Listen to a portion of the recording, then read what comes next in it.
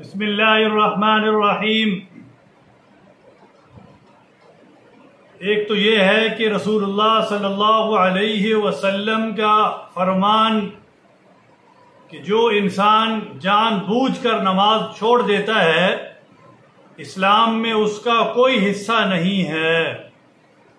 اور ایک یہ ہے کہ نیند کی وجہ سے نماز یعنی فجر کی نماز قضا ہو جانا، یہ اور بات ہے کہ نیند میں انسان سویا رہ گیا ہو اور صبح آنکھ نہ کھلے۔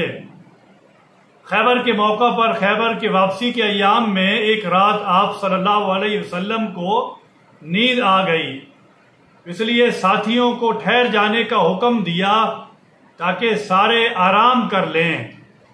اگر بلال رضی اللہ تعالی عنہ کو حکم دیا کہ وہ جاگتے رہیں، وہ نہ سوئیں، اور جب صبح ہو تو سب کو جگا دیں۔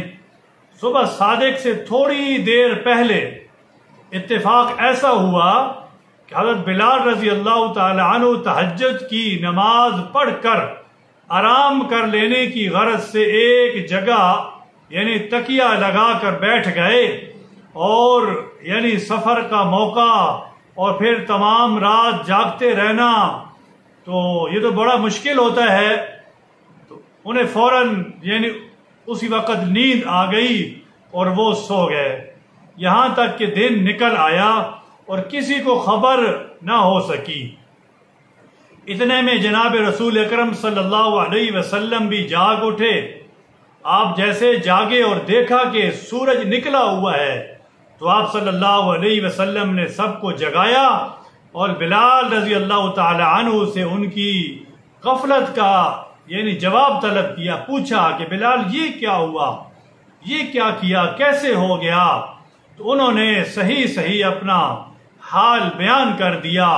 اور بلال رضی اللہ تعالی عنہ بھی صحابی تھے، تو آپ صلی اللہ علیہ وسلم نے ان کا عذر قبول فرما لیا، اور صبح یعنی قضا کی نیت سے جماعت کے ساتھ پڑھی، یعنی صبح کی نماز جماعت کے ساتھ پڑھی قضا کی نیت سے۔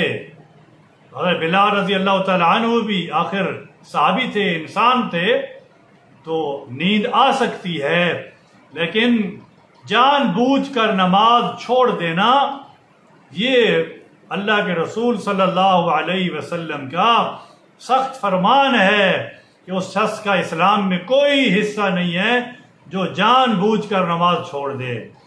آج ہمارا کیا حال ہے کہ جان بوجھ کر نماز چھوڑ دینا ہماری عادت بن گئی ہے، راتوں کو دیر سے سونا اور پھر صبح کے وقت ہماری آنکھ نہ کھلے، یہ اس میں شامل نہیں ہے، یہ شامل نہیں ہے، یہ تو غفلت ہے۔ نماز کا چھوڑ دینا یہ غفلت ہے۔